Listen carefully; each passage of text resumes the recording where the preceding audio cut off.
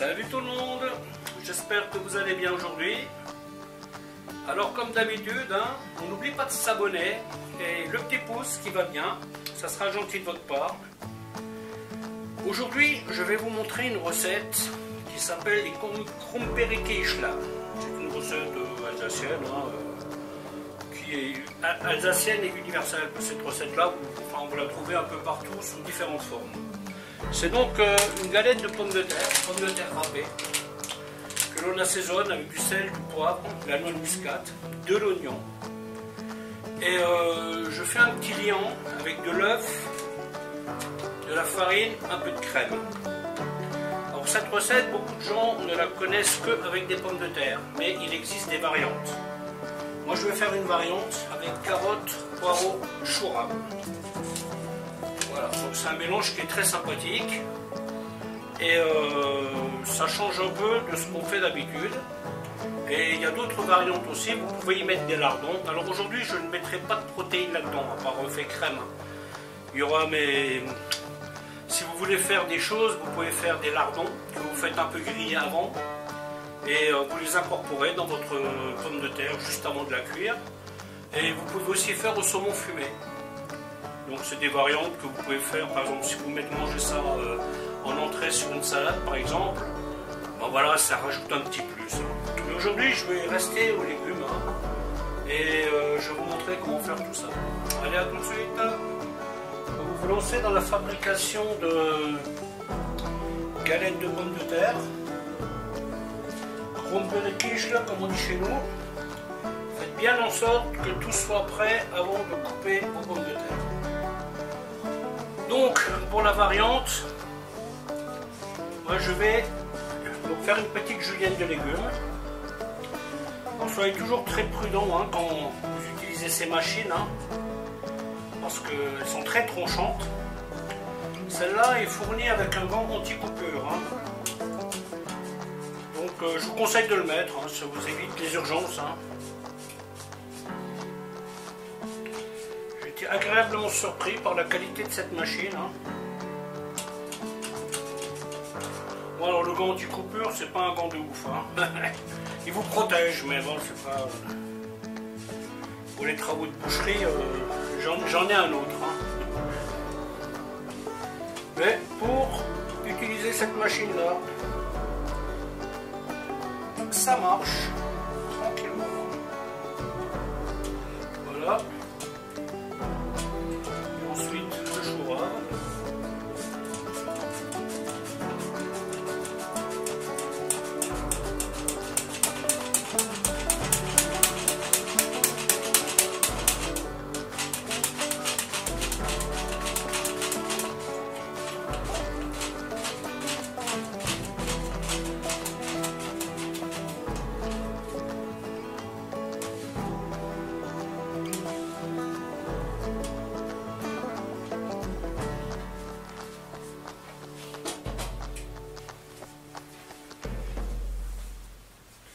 Donc là j'ai déjà préparé de l'eau pour cuire la julienne, parce que bien entendu la julienne il va falloir la pré-cuire, parce qu'il n'aura pas le temps de cuire avec la pomme de terre. I'm just sitting here, I got time, it's clear to see. Pour 500 g de pommes de terre propres, je mets l'équivalent d'un gros oignon. J'aurais pu en mettre en demi, mais bon, j'avais pas envie qu'il m'en reste. Donc là, pour 500 g de pommes de terre, je vais mettre ça en oignon. De la noix de muscade, je vais mettre une pointe. Du poivre, je vais mettre une pointe. Le sel, une fois, deux fois.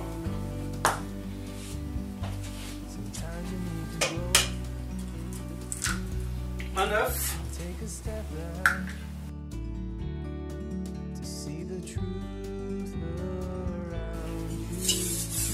peu de crème.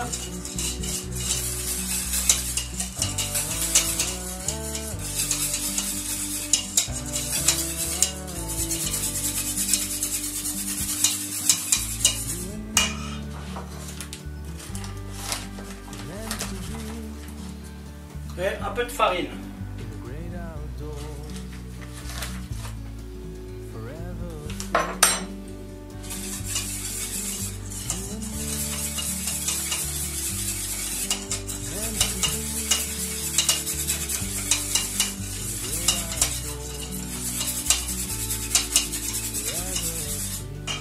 Et voilà, on est donc presque prêt parce que j'ai encore cette julienne à cuire. J'attends que l'eau bout. Et après, j'attaque la cuisson, enfin, la découpe et la cuisson des galettes. Voilà, le moment est venu de couper les pommes de terre.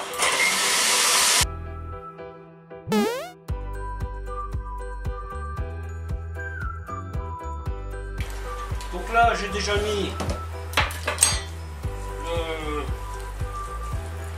un peu de beurre, un peu d'huile. Vous voyez, vous mélangez bien. Pour 500 g de pommes de terre, la recette que je vous montre là, elle est très bien.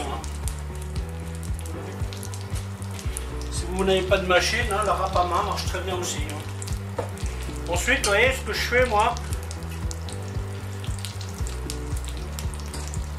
Je mets dans une louche et je presse, je sors le surplus de crème.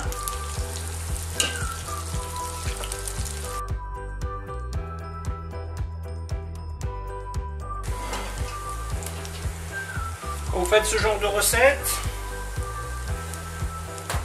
vous préparez une assiette avec du papier absorbant. Il faut quand même compter quelques minutes de chaque côté.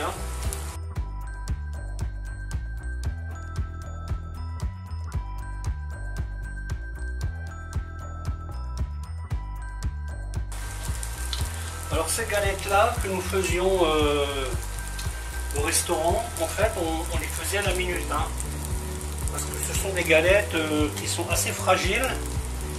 Donc, déjà pour les superposer, c'est pas idéal.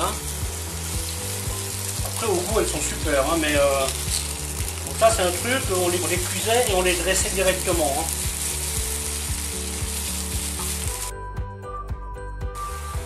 Alors là, si vous avez une poêle qui va au four,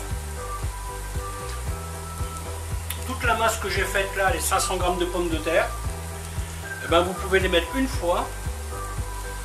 Ça vous fait comme un gâteau si vous voulez. Donc vous les démarrez là-dessus. Ensuite, vous versez dans une autre poêle. Vous voyez, comme ça, hop. Vous gardez là-dessus et après vous finissez au four. Et quand c'est cuit, ben, vous pouvez couper les parts. C'est étrange que ma machine n'a pas coupé les oignons aujourd'hui. La lame elle est toute neuve.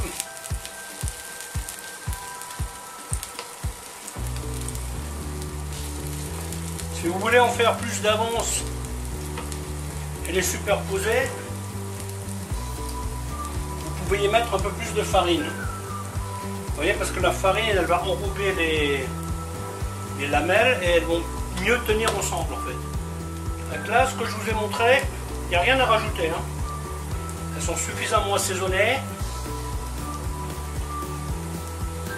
Elles sont juste comme il faut. Comme dit, évitez de trop les superposer.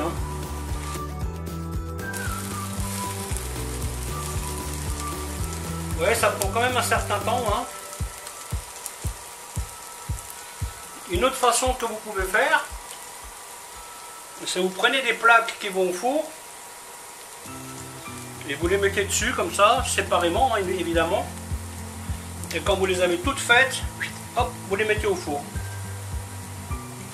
Ça c'est une alternative.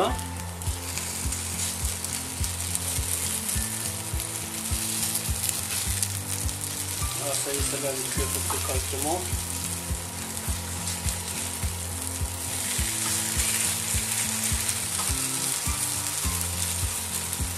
Oui, donc on les garde à peu près façonnés. Hein.